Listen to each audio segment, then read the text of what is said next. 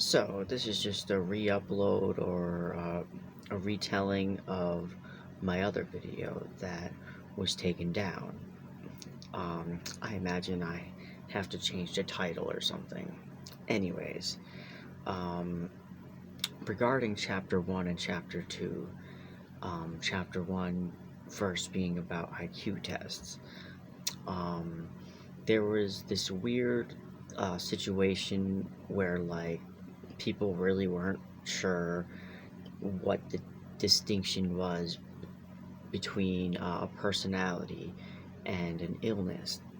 And I feel like eugenicists knew that the populace would be kind of freaked out. Um, and so they used fear and the otherization, the us versus them that already existed in the populace. And they used this and as their framework for IQ tests. Initially, though, before the eugenicists got a hold of it, it was it was in good faith, and the Simon and Binet test. It was not meant to put a cap on intelligence at all. It was meant to help people and to train what properties in their mind, you know. But nowadays, it's used as a caste system. It's used to like judge you and put you at a certain threshold, as the caste system usually does.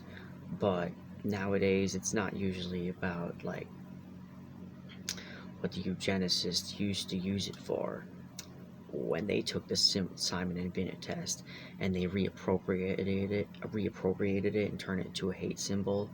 They used it, you know, basically as like a population genetics thing. You know, they the people that they didn't understand or that were different from them, the otherization that was within themselves, you know, they always saw differences as a health thing. And so they felt that people either needed to be cleansed or leave. But obviously the eugenicists just, they wanted to segregate people. And so this is kind of where we pretty much have IQ tests from. It used to be in good faith, but then eugenicists took it and they made it into this testing war ground.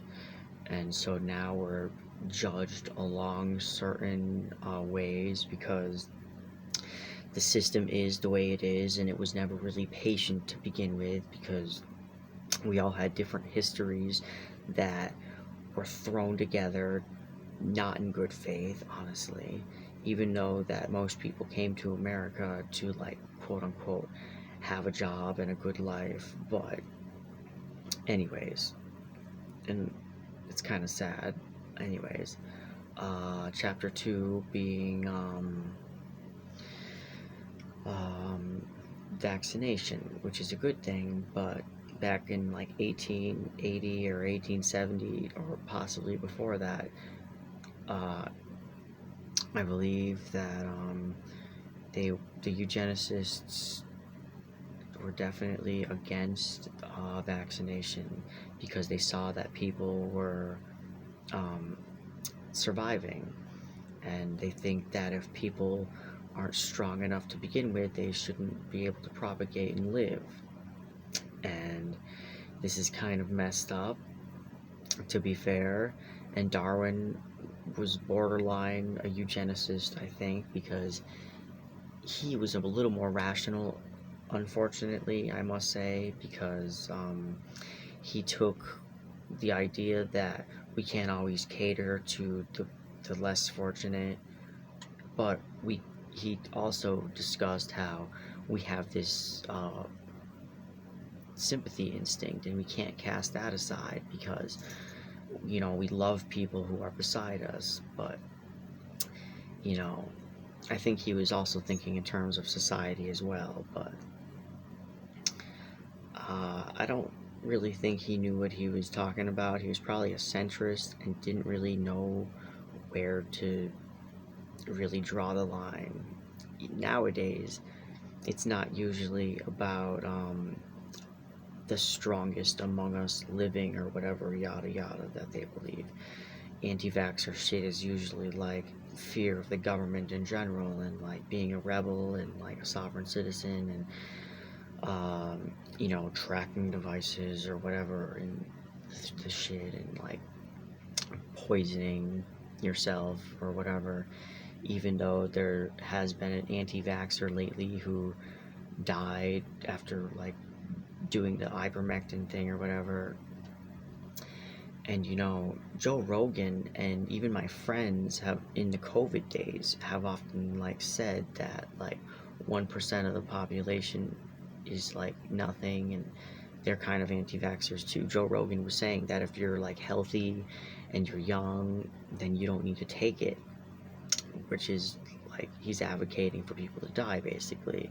And I think him and his followers, like, they don't really care, or they're just uninformed, or could be any amount of things. Like, as soon as Joe Rogan went to Texas, he literally tilted, seriously. It's kind of crazy. um yeah, so with IQ tests, there's this eugenic foundation, a little bit, despite the fact that the Simon and Bennett was not eugenic and meant to help, but the fact that it was reappropriated into evil hands, we kind of can't see it as a good thing anymore once the Simon and Bennett was reappropriated.